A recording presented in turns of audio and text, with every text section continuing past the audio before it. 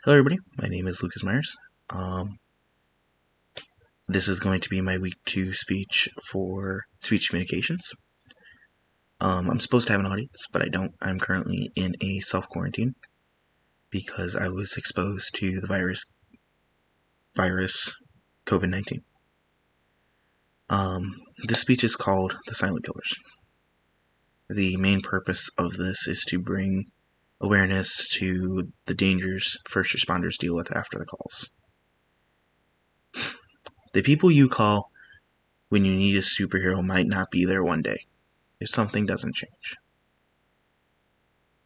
People think fire and drunk drivers kill more first responders than anything else. But if I told you that suicide, PTSD, and depression are the leading causes of death in the first responder field, how would you feel?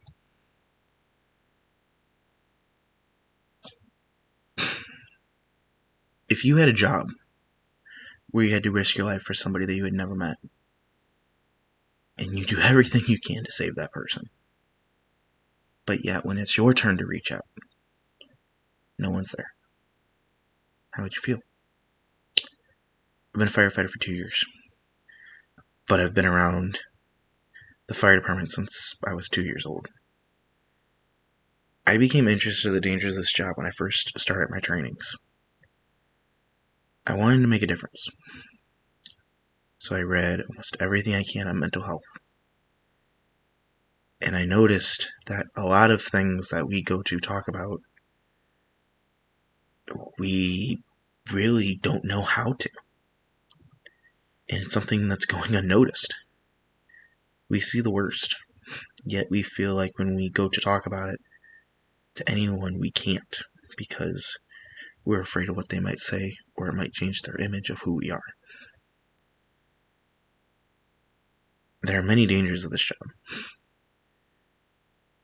but the 3 dangers that no one talks about and then no one looks at, especially for the civilian side, is what we're going to be talking about today.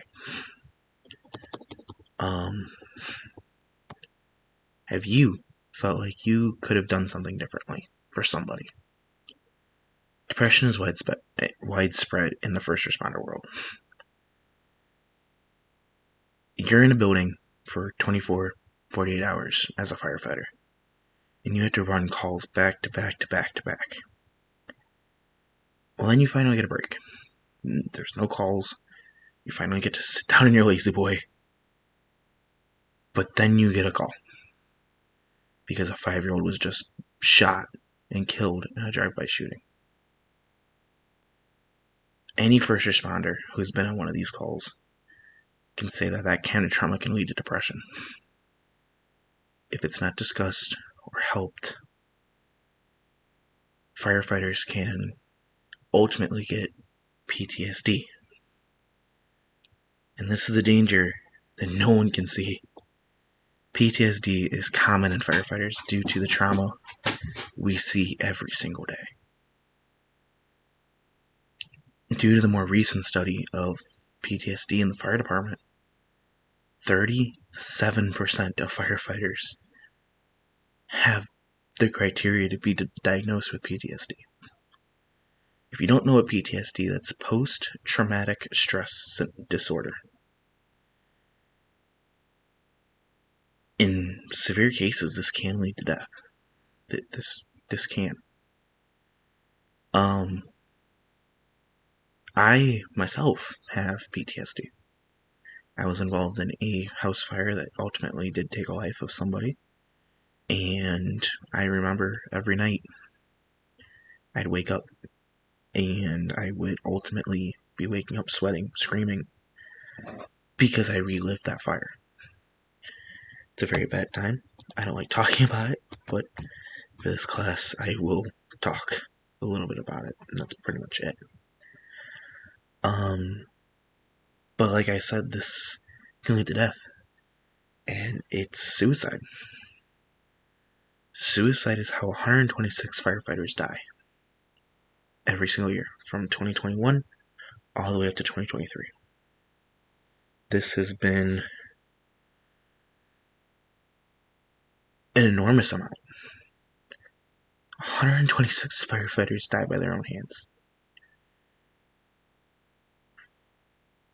Some firefighters commit it because they want to get the voices out of their heads. They just got done doing CPR on somebody, but they have the family screaming in their ear. Those voices don't go away after the call. They don't. They stay in your head forever. Or some, like me, I never did it. Thank God, but a lot of people get it to get that replay out of their head. Hundreds of resources are now available for firefighters, but a lot of us are stuck in the old ways, where if we do this, we're seen as weak, and it's simply not true. Firefighters are now seeing help, but they're helping, and that's huge now. So let's think about that for a minute. Putting everything together, PTSD, depression, and suicide in first responders are rising. So if you're walking and you see a first responder or any veteran or anything like that, and they don't seem quite right, and they just kind of seem out of it, you can always ask if they're okay.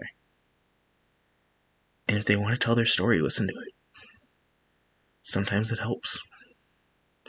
Take it for one who I found somebody who listened, and it's helped me ever since. Thank you for listening to this speech, and always remember, no one's invincible. Everybody needs help every now and again. Thank you.